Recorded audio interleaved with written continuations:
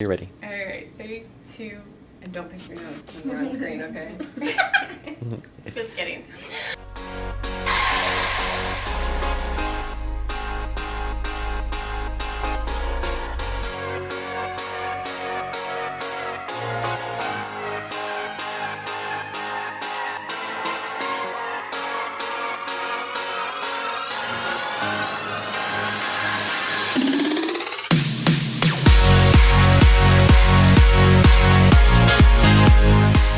Everyone, and welcome back to my channel. My name is Kaley Gray and I'm making weekly vlogs about life, faith, and relationship, and I have Stephanie Letney back, and we also have another little helper today, Miss Abby. And so she's here with us today. And so last week we talked about Enneagram, kind of like what the different types are, how it's not really a personality test, and so my mind was just blown. So if you haven't seen that one, be sure to go back and watch that one. But today I wanted to talk about relationships, because I feel like once you know what your type is, once you know what your type is, I feel like it helps the way you communicate and interact. You're married, I'm single, like just with coworkers, friends, spouses, like everything. I feel like, I don't know, I feel like it helps knowing other people and the way you work, but it does. I mean, from very, right, there's different settings that we can look at. Yeah. So just starting with, okay, so being married, understanding where my husband is coming from and him understanding where I'm coming from has taken our fights that sometimes would last days, right? Because we're an 8 and a 3, so super intense all the time. Day-long fights, we can now move past things so much more quickly.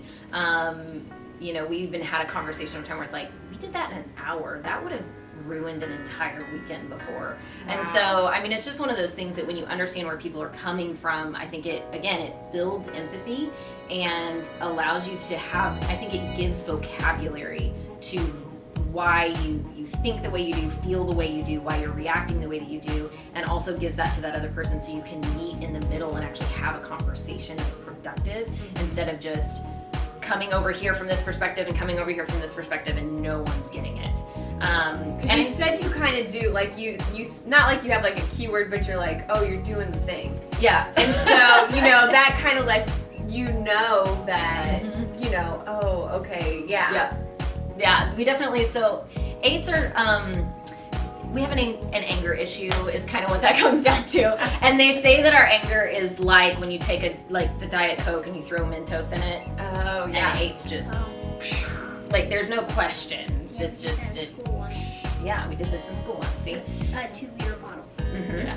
And so when we do that, then, you know, understanding that and having the words for that, he'll be like, I feel like we're just throwing Mentos at this, so I'm gonna go over here, let this calm down a bit. And while it does make me a little angry when he does it, it definitely allows that space for me to come down before we're just continuing to throw Mentos in the Coke, and then it just gets bigger. Which I think is so healthy. Wow. So, I mean, that's kind of one of those things for us in our marriage that has helped, is just being able to say, like, you're doing the thing and I don't appreciate you doing the thing right now, so we need to figure this out. And we both can take that mirror also and say, like, I really am doing the thing that I shouldn't do right now.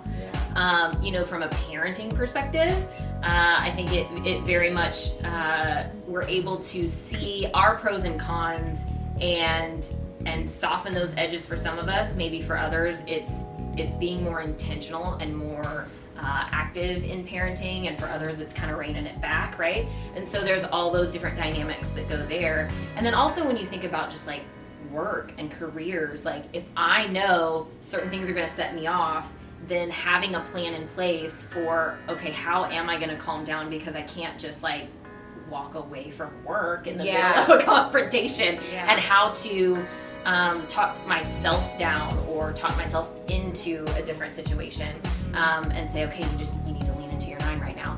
It gives me that place to be able to change my reactions.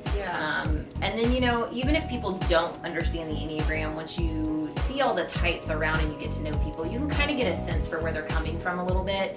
And it helps, I think, speak to, okay, if I think that maybe what your fear in this situation is actually this, let me speak to that, instead of just trying to hammer my point. Yeah. You know? Because I feel like for me, I know, like, I think a certain way and I have like a high form of excellence, but I know not everybody thinks that same way that I do. And it's that, like, it used to be like years ago mind blowing to me. I'm like, why doesn't everybody think the same way I do? Like, I just don't understand it. And I used to think that they were just careless and didn't care, but that's not the case. Right. Like, we just have people different care, and there's different priorities. Yeah. Right. So like your priority is to see the excellence in whatever your, you know, probably one of your favorite scriptures is like, do whatever you do unto the Lord. Like, make the thing as good as you can make it, and excellence and those sorts of things. Oops, pause. We've talked about it off screen, but like, to be healthy in your number, like, why is that important? Well, I mean, so anytime that we are dysfunctional, right, it's going to cause strain within ourselves and also in our relationships with others. And so when I am unhealthy, I definitely can tell that my relationships with others aren't going quite so swimmingly, versus when I'm healthy and I'm aligned with the gospel. So this is where we talk about levels of alignment. And I love how your Enneagram coach was my Enneagram coach, and where I got trained to do all of this. And the way that she explains it is your alignment with the gospel, right? Because if we believe that God is our source and God fulfills our core longings and our needs, then we see the gospel as we're going in the same direction. So you think about two lines that are going parallel. If we're aligned with the gospel, we're headed the same direction as the Lord. And so in that, we find our strength from Him. We find our needs, our need to be seen as good, to be seen as helpful, to be seen as achieving, to be worthy, all those things we find in the Lord. When we get misaligned, then it's like we're kind of just headed a little bit off. We're just not quite headed the same direction. And so then what happens over time, right, is you get further and further apart. And so when you're doing that, that's often kind of autopilot for most people, honestly. Okay. We've learned how to stay away from extremely out of alignment just because it's not functional for life most of the time. So we find our coping skills and we kind of do this, and then we course correct a little bit, and we keep doing this, and we course correct and keep doing that. And then there's completely out of alignment, which is like, if he's headed this way, we're headed this way. We're just not even on the same plane. Okay. And so that's where there's a lot of dysfunction. And typically, if we're completely out of alignment, life is very dysfunctional for us as well. So the more aligned we are with the gospel and we allow Him to fill our need, then the less we're looking to other things, other people, jobs, money, affirmation from others. We're not looking to those things to fulfill our core needs and our core longings. We're looking to the Lord to do that. And so then we don't have to put expectations on others that are appropriate. Yeah. And so making sure that you learn your number and you learn what alignment looks like and what misalignment looks like can kind of clue you into, hey, this is kind of a red flag for me, and I know that if I'm doing this, or I'm feeling this, or I'm thinking about this, I probably need to refocus myself. Yeah. And so it kind of allows you to get focused quicker, because it, again, gives that vocabulary to be able to say, oh, hey, I recognize this, right? Yeah. I think that's so good when you're more self-aware. I think by doing these like personality tests, I don't want to say tests because I know it's not a test, but by really like understanding like not only who you are in Christ, but like also like why you think the way you think and stuff. I think it's definitely helped me grow as a person, because I even had somebody say like, you're a really chill one and stuff. And so I don't feel like I do have that like intense inner critic, like always like putting me down. But then when I can be intense on some things, but like when I do like work with, you know, some people and stuff, they're like sometimes shocked that I am a one on certain things, because I can be more laid back. And I think that's because I have found that healthy balance and probably swinging more towards my wings.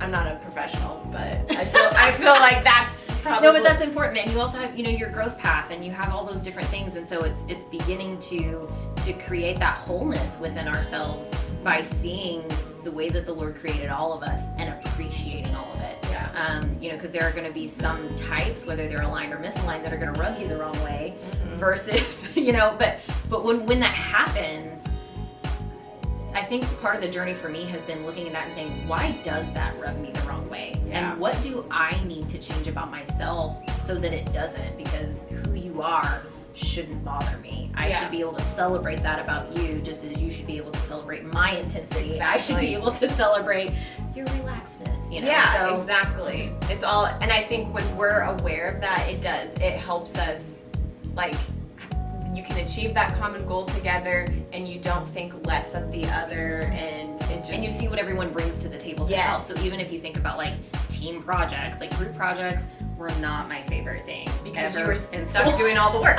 Typically. Yeah. and so, but I mean, now I think it's been very good, because like working in healthcare, we're a team, and so being able to see what everyone brings to the table, and then you're able to, if you're in a position of leadership, you can place people in positions where they bring their best to the table, and it's the most helpful, which is very much a 3 principle that I have learned from my husband. So that's so good. I love this so much. Is there anything else that you just want to share? Any last little nuggets or anything that you feel like we need to know? I mean, there's a lot. There is a lot, and I think that's the thing, is like, don't get frustrated if you start this journey and you feel like it's just this deep hole, because it is in a way, but there's so many good resources, and it really is a journey. It's something of, it's learning patience, and learning that everything, like in our culture, is kind of a microwave generation, as they say. Yes. This is a lifelong journey to learn yourself and to remain in alignment with the Lord.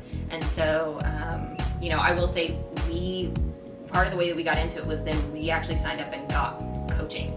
And getting Enneagram coaching for us together was mind-blowing and very good, because you kind of do that deep dive into your type. And then from there, of course, then I got into his type as well, and then you kind of, it just expands from there. So just take the time and do it. And because you and Michael both do the coaching together, or is it? If we do, when we do couples, like we'll pull him in, and we do it together. That's so good. So I'm again gonna link all of their information below so that you can contact them, get some coaching, because it will definitely be worth your while. I feel like as a single, newly married, been married for years, because you guys have been married, what? 11 years. You just had an anniversary. Yep. So I think that's amazing. I don't think there's any, like, year that you shouldn't, like... No, I mean, we've done premarital, and we've done married for years, and I mean, it's all helpful. I love that. That's so awesome. Well, thank you so much for being here, and thanks, Abby, for coming here today. I love it. I used to babysit Abby when she was little. So she's growing into a beautiful young girl now, young lady. All right, well, thank you guys, and I will see